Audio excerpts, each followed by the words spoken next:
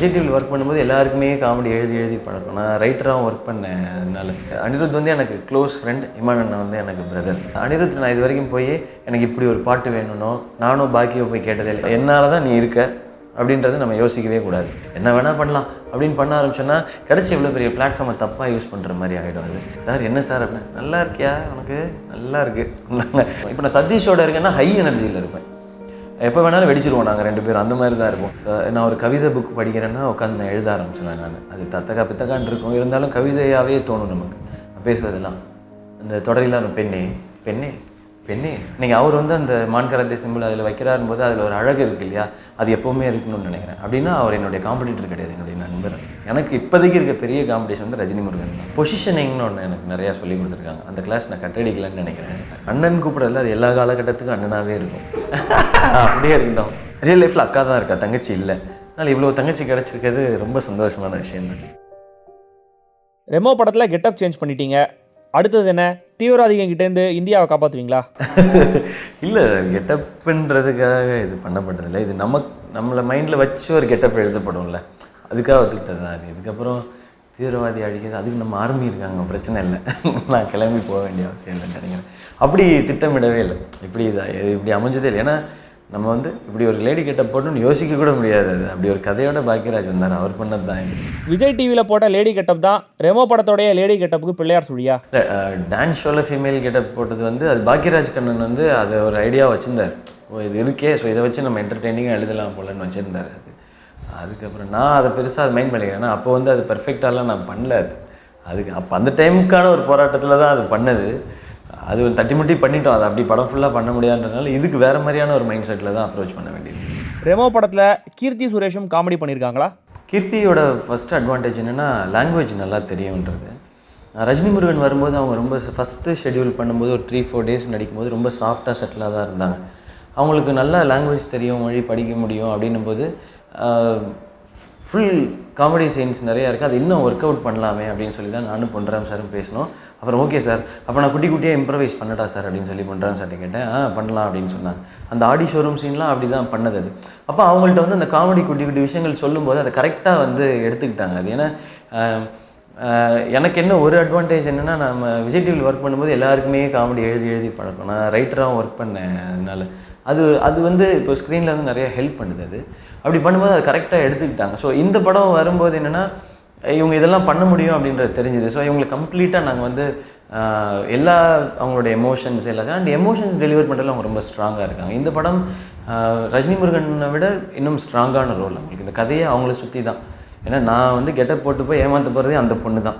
அப்போ அந்த பொண்ணு எப்படிலாம் ஏமாந்துச்சு, அந்த பொண்ணுக்கு தெரிஞ்சிச்சா தெரியலையா, தெரியும் போது எப்படி இருக்கும், தெரியுமா தெரியாது, இப்படி ஒரு ட்ராவல் இருக்குது இல்லையா. இதுக்கு வந்து நிறைய எமோஷன்ஸ் கொடுக்க அண்ட் ஃபன் சீன்ஸ் எல்லாமே ரொம்ப கம்ஃபர்டபுளாக. அந்த கீர்த்தி வந்து பெரிய ப்ளஸ் இந்த படத்துக்கு. KS ரவிக்குமார் அவ்வை சண்முகி படம் எடுத்தவர், அவரும் ரெமோ படத்தில் நடிச்சிருக்காரு. அவர் என்ன சொன்னார்? நான் KS ரவிக்குமார் சாரோட ஒரு 2-3 சீன் தான் படத்தில் இருக்கும். அவர் ரவிக்குமார் சாராகவே வராங்க.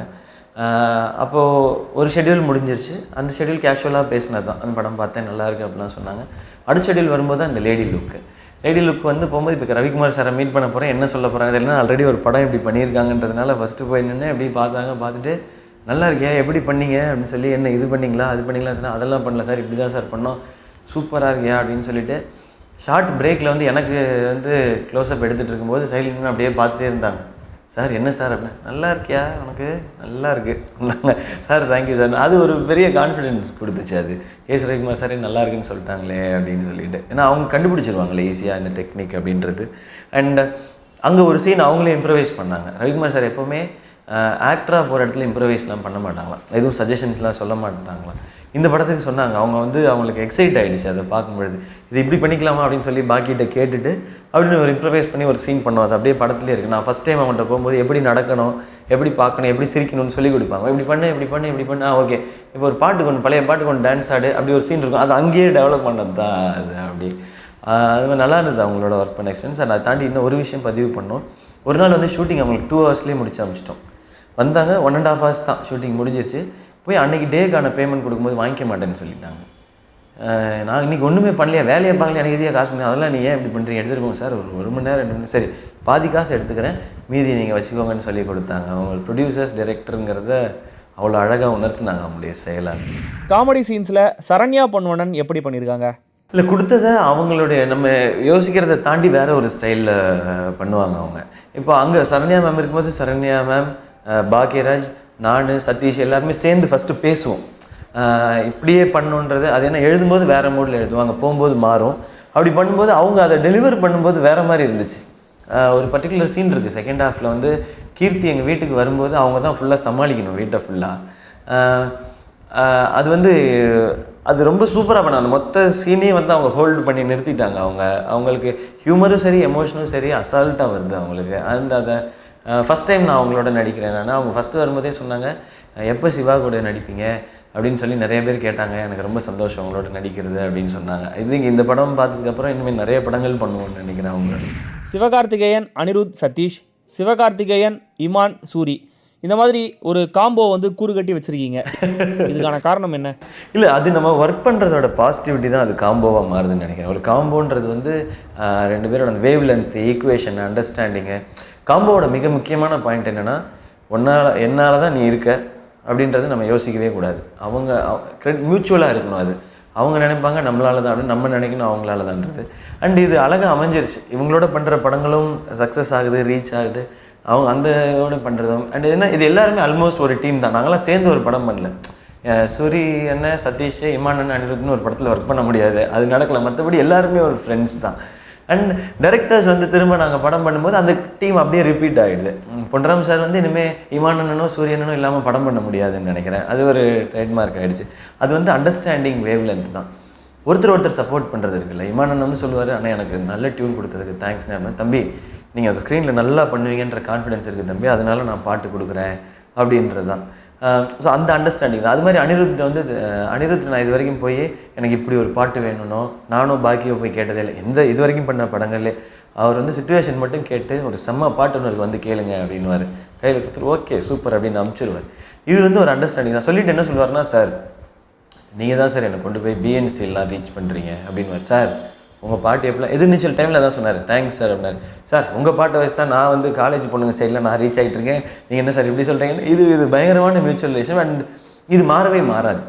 இது அனிருத் வந்து எனக்கு க்ளோஸ் ஃப்ரெண்ட், இமான் அண்ணா வந்து எனக்கு பிரதர். அதே மாதிரி தான் சூரியன் எனக்கு பிரதர், சதீஷ் எனக்கு க்ளோஸ் ஃப்ரெண்ட். லைஃப்பில் வந்து இது ஒரு ப்ராப்பர் ரிலேஷன்ஷிப்பாக மாறிடுச்சு அது. ஸோ இது ப்ரொஃபஷனலாக தாண்டின ஒன்று. உங்களுக்கு இப்போ நிறைய தங்கச்சிங்க கிடச்சிருக்காங்க போல இருக்கே? ஆமாம், நிறைய பேர் வந்து சிவானா ஒரு ஃபோட்டோ எடுத்துக்கலாமா அப்படின்னு கேட்பாங்க. ரொம்ப சந்தோஷமாக இருக்கும். ஏன்னா அது வந்து என்னென்னா ஒரு ஆக்டர்கிட்ட பேசுகிறது கிடையாது, நமக்கு ரொம்ப பிடிச்சவங்கள்ட்ட உரிமையாக பேசுகிறேன். நம்ம வீட்டு பையன் எங்கள் அண்ணன்ட்ட நான் ஃபோட்டோ எடுத்துக்கிறேன் அப்படிங்கிறது இருக்கு இல்லையா.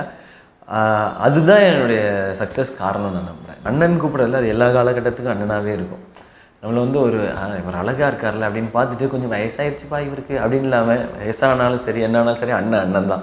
அதனால் நிறையா தங்கச்சிங்க எனக்கு ரியல் லைஃப்பில் அக்கா தான் இருக்கா, தங்கச்சி இல்லை. அதனால் இவ்வளோ தங்கச்சி கிடச்சிருக்கிறது ரொம்ப சந்தோஷமான விஷயம் தான். எம்பிஏ படித்தது சினிமாவுக்கு பயன்படுதா? எம்பிஏ வந்து இந்த மார்க்கெட் ஸ்டடி, ப்ரமோஷன் டூல்ஸ் எல்லாம் ஒர்க் பண்ணுறதுக்கு அண்ட் பிராண்ட் மேனேஜ்மெண்ட்டு இப்படிலாம் ஒன்று படிச்சிருப்போம்ல எங்கேயோ, அது எங்கேயோ ஹெல்ப் பண்ணுது. ஹவு டு செல் அ பிராண்டுன்றது ஒன்று இருக்குல்ல, and how to make a brand, இதெல்லாம் வந்து ஹெல்ப் பண்ணுது எங்கேயோ ஒரு வகையில். அது எனக்கு ரொம்ப டெக்னிக்கலாக அழகாக சொல்ல தெரியல. அண்ட் பொசிஷனிங்னு ஒன்று எனக்கு நிறையா சொல்லி கொடுத்துருக்காங்க. அந்த கிளாஸ் நான் கட்டடிக்கலன்னு நினைக்கிறேன். அது வந்து படத்துக்கு அழகாக அமையுது. அண்ட் இதுக்கு இப்போ நம்ம ஸ்கிரிப்ட் சூஸ் பண்ணுறது வந்து ஆடியன்ஸ் பேஸ் பண்ணி தான். பட் இந்த படத்தை கொண்டு வந்து சேர்க்குறதுன்றதுக்கெல்லாம் இந்த டெக்னிக் எங்கேயோ யூஸ் ஆகுது. அது ரொம்ப பர்ஃபெக்டானு சொல்ல முடியாது, பட் எங்கேயோ அது ஹெல்ப்ஸ்.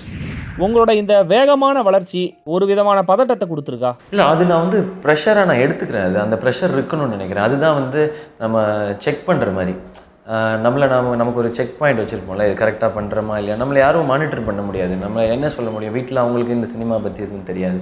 இப்போ சின்ன வயசுலேருந்து படி இது படிச்சியா அப்படின்னு கேட்குறதுக்கு அக்கா வந்து கரெக்டாக கேட்டேன், எங்கே சொல்லு பார்ப்போம் அப்படின்னா மாட்டிக்குவோம்ல. அந்த மாதிரி இந்த சக்ஸஸ்ஸு, இதனுடைய பிஸ்னஸ் க்ரோத் எல்லாம் தான் அந்த ப்ரெஷரை நான் வச்சுக்கணும்னு நினைக்கிறேன். அப்போ தான் நான் ரொம்ப என்ன சொல்கிறது, சென்சிபிளாக நடந்துக்குவேன், ரெஸ்பான்சிபிளாக இருப்பேன். நான் என்ன வேணால் பண்ணலாம் அப்படின்னு பண்ண ஆரம்பிச்சேன்னா கிடச்ச இவ்வளோ பெரிய பிளாட்ஃபார்மை தப்பாக யூஸ் பண்ணுற மாதிரி ஆகிடும் அது. அண்ட் படம் ஸ்கிரிப்ட் பிடிச்சிருக்கு, இது நமக்கு நல்லா இருக்கும்ன்ற ரீசனை தாண்டி வேறு எந்த ரீசனுக்காகவும் படம் ஒத்துக்கூடாதுன்றதுல ரொம்ப கிளியராக இருக்கேன் நான். அப்போ தான் என்னால், ஏன்னா இப்போல்லாம் ஒரு படம் எடுக்கிறது எனக்கு பார்த்தீங்கன்னா 5 பாட்டுமே ஷூட் பண்ணுறாங்க, அதுவே 25 days. இதை தவிர்த்து சீன்ஸ் எல்லாம் எடுக்கணும்னா மினிமம் 75-80 days நான் ஒர்க் பண்ணோம். அது ஒரு 6 months நான் ஒரு படம் தான். அந்த 6 months அப்போ தான் என்னால் சந்தோஷமாக இருக்க முடியும். எனக்கு பிடிச்ச விஷயத்தை நான் செய்கிறேன்ற அந்த சந்தோஷம். அதுக்காக தான் இந்த துறைக்கே வந்தோம். ஏன் பிஇ வேலை பார்க்கல, எம்பிஏக்கு வேலை பார்க்கலன்னா எனக்கு அதை என்னால் ரிலேட் பண்ணிக்க முடியல. இது என்னால் ரிலேட் பண்ணிக்க முடியுது. நான் சந்தோஷமாக இருக்கேன் அந்த வேலையை செய்யும்போது. கஷ்டமான வேலை செய்யும்போது அவ்வளோ சந்தோஷமாக இருக்குது. அது போயிடக்கூடாதுன்றது தான். ஸோ இது நான் வச்சுக்கிறேன். இந்த ப்ரெஷர் இருக்குது, அது நல்லது. உங்களுடைய புத்தக வாசிப்பு பற்றி சொல்லுங்களேன். புக்ஸ் வந்து படிக்கிறத நிறுத்தி ரொம்ப வருஷம் ஆச்சு. அது காரணம் என்னென்னா, நான் ரொம்ப இன்ஃப்ளூயன்ஸ் ஆகிடுவேன் நான். நான் ஒரு கவிதை புக் படிக்கிறேன்னா உட்காந்து நான் எழுத ஆரம்பிச்சிடுவேன் நான். அது தத்தக்கா பித்தக்கான்னு இருக்கும், இருந்தாலும் கவிதையாகவே தோணும் நமக்கு பேசுவதெல்லாம். அந்த தொடரிலாம் பெண்ணே பெண்ணே பெண்ணே அந்த மாதிரிலாம் தோண இருக்கும். அதனால் புக்ஸ் படிக்கிறத ஸ்டாப் பண்ணிட்டேன் நான். News papers, magazines, interviews, articles இந்த மாதிரி தான் படிக்கிறேன். அதை குட்டி குட்டியாக. இப்போ ஏதாவது ஒரு இன்ஸ்பைரிங் ஸ்டோரி இருக்குன்னா அதை மட்டும் படிச்சுவேன் நான். ஃபுல் புக்காக படிக்கிறதுன்றதை கொஞ்சம் நாளாக நிறுத்திட்டேன் நான். மற்ற படங்களை பார்த்து என்ன கற்றுக்குறீங்க? படங்கள் பார்க்குறது உண்டு. இப்போது சென்னைக்கு வந்ததுக்கப்புறம் எல்லா மொழி படங்களும் பார்க்குறதுக்கான வாய்ப்பு கிடச்சிருக்கு. தெலுங்கு பார்க்குறேன், மலையாளம் பார்க்குறேன், ஹிந்தி பார்க்குறேன், இங்கிலீஷ் ஃபிலிம்ஸ் பார்க்குறேன். நிறைய படங்கள் பார்க்குறதுக்கான வாய்ப்பு கிடச்சிருக்கு. அது சில இதெல்லாம் கேட்டுக்குவேன் நான். இங்கிலீஷில் நிறையா தெரியும். எனக்கு வந்து ஒரு 2-3 ஆக்டர் பேர் தான் தெரியும். அது அவங்கள்ட்ட கேட்பேன், இவங்க எந்த படம்னா அந்த படம் நடித்தாங்கல்ல அவங்கன்னு சொல்லுவாங்க. ஓகே, அந்த படம் போய் பார்க்கலாம் அப்படின்றது தான். அது ரொம்ப ஹெல்ப் பண்ணுது ஆக்சுவலாக. இப்போது சல்மான் சாரோட படங்கள் கண்டினியூஸாக பார்த்துட்டு வந்தால் வேறு ஜானர்ஸில் இருக்குது, ஆனால் சக்ஸஸ் ஆகிட்டே இருக்குது. பஜ்ரங்கி பாய்ஜானா இருக்கட்டும், இந்த மாதிரி அவர் வெரைட்டி ஆஃப் ஃபிலிம்ஸ் பண்ணுறாங்க. ஒரு மாஸ் ஹீரோ வந்து இப்படியும் பண்ண முடியுன்ற டைமென்ஷன்லாம் இருக்குல்ல, அதெல்லாம் கற்றுக்கலான்னு நினைக்கிறேன். அதெல்லாம் நம்மளுடைய ஃப்யூச்சருக்கு பயங்கரமாக ஹெல்ப் பண்ணும் அது. ஸோ அந்த மாதிரி லேர்னிங் அதுக்குள்ளேயும் இருக்குது. உங்களுடைய இந்த எனர்ஜி லெவலை சஸ்டெயின் பண்ணுறதுக்கு என்ன பண்ணுறீங்க? எனர்ஜி வந்து சஸ்டெயின் பண்ணுறதுக்கு, on screen and off screen sustain பண்ணுறதுக்கு வந்து நான் பண்ணுறது என்னென்னா, என்னுடைய மைண்டையோ என்னுடைய பாடியோ வந்து நான் ரொம்ப ஸ்ட்ரெஸ் பண்ணிக்கிறது இல்லை. Like too much of work கொடுக்கறது இல்லை. என்ஜாய் பண்ணுற ஒரு ஒர்க் மட்டும் தான் கொடுக்குறேன். அண்ட் என்னோடய டீமோட ரேப்பும் எனக்கு எப்போவுமே பெட்டராக தான் இருக்கும். எப்போவுமே அவங்களோட நிறையா டைம் ஸ்பெண்ட் பண்ணுவேன். நாங்கள் வந்து அவுட்டோர்லாம் போனால் எப்படி இருப்போம்னா, 10 days ஒன்ஸ் வந்து நாங்களே அங்கே மொத்தமாக பிரியாணி பண்ணி நைட் எல்லோரும் ஒன்றா உட்காந்து சாப்பிடுவோம். கிரிக்கெட் விளையாடுவோம் 3 days ஒன்ஸ் அவுட்டோர்லாம் போகும்போது. பொன்ராம் சாரோட படம் வந்து அந்த ஒரு மூடில் இருக்கிற மிக முக்கியமான காரணம் அதுதான். எனக்கு வந்து அந்த யூனிட்டில் இருக்க எல்லாருமே தெரியும். எல்லாருமே ஜாலியாக பேசிட்டு அது பார்த்தீங்களா இது பார்த்தீங்களான்னு. இது எங்களை எனர்ஜியாகவே வச்சுருக்கோம். இப்போ நான் சதீஷோட இருக்கேன்னா ஹை எனர்ஜியில் இருப்பேன். எப்போ வேணாலும் வெடிச்சிருவோம் நாங்கள் 2 பேரும். அந்த மாதிரி தான் இருப்போம். இப்படி அண்ட் சூரியன் இருக்காங்க, நமக்கு கம்ஃபர்டபுளான ஒருத்தர் தான். பொன்ராம் சார், பாக்கியாக இருக்கட்டும், இந்த டீமோடு நிறையா டைம் ஸ்பெண்ட் பண்ணுறது வந்து நமக்கு ரொம்ப ப்ளஸ்ஸாக இருக்குது. விஜய் சேதுபதி, சிவகார்த்திகேயன் எல்லாரும் கம்பேர் பண்ணுறாங்க. அதை பற்றி என்ன நினைக்கிறீங்க? ஒன்றுமே நடக்கலை சார். நான் அப்படி பார்க்கல. ஏன்னா ரஜினி சார், கமல் சாரோ, அஜித் சார், விஜய் சாரோ அது வந்து 1 or 2 yearsல வந்த அந்த டேக்ஸ் கிடையாது. அவங்களோட எக்ஸ்பீரியன்ஸ் வேறு, அவங்களுடைய சக்ஸஸ் ரேட் வேறு. ஸோ நான் இப்போயே கொண்டு போய் நாங்கள் அப்படி வந்துட்டோம்னு நினச்சிக்கிறது அது ரொம்ப தப்பு நான் ஃபீல் பண்ணுறேன் நான்.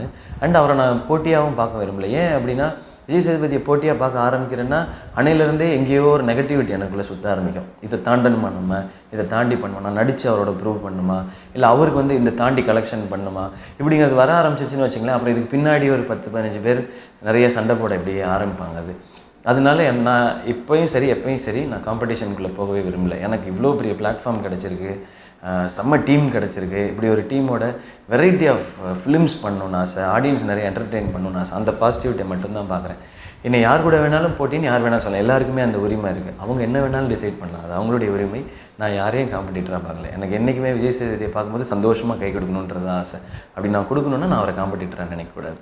எனக்கு இப்போதைக்கு இருக்க பெரிய காம்படிஷன் வந்து ரஜினி முருகன் தான். அதை எப்படி ஓவர் கம் பண்ணுறோன்றது தான், தாண்டுறோன்றது தான் இப்போ இருக்க. நான் ரன்வீரோட ஒரு ட்விட்டர் ஒன்று பார்த்தேன். Look at the mirror, you can see your competitor அப்படின்னு சொல்லி போட்டிருந்தார் அவர். அப்போ ஆமாம், கரெக்டு தான். இப்போ நமக்கு இருக்க ஒரே ப்ராப்ளம் இந்த ரஜினி முருகன். ஏன்னா ரஜினி முருகனை வச்சு தான் வியாபாரம் சுற்றி நடந்திருக்கு. இதை எப்படி தாண்டுறது அப்படிங்கிறது தான் அதனுடைய பாயிண்ட்டாக இருக்குது. அது ஆரோக்கியமாகவும் இருக்குல்ல. நான் இப்போ சண்டை போட தேவையில்லை, சிவகார்த்திகேயன் சண்டை போட தேவையில்லை, திட்ட தேவையில்லை. கரெக்டாக அது கன்ஸ்ட்ரக்டிவாக இருக்குல்ல. ஸோ அது மட்டும்தான் நான் பார்க்கணுன்னு ஆசைப்பட்றேன். அப்போ தான் நான் எல்லாருடைய படங்களையும் என்ஜாய் பண்ண முடியும். இன்னொன்று, இந்த காம்படிஷனுக்குள்ளே போகும்போது என்ன ஆயிடுதுன்னா, இது ஒரு பாயிண்ட்டுக்கு மேலே வந்து இது ரொம்ப பியூட்டிஃபுல்லாக இருக்காது. இது எல்லோரும் என்ஜாய் பண்ணக்கூடியதாகவோ எல்லோரும் சந்தோஷமாக பேசக்கூடியதாகவோ இருக்காது.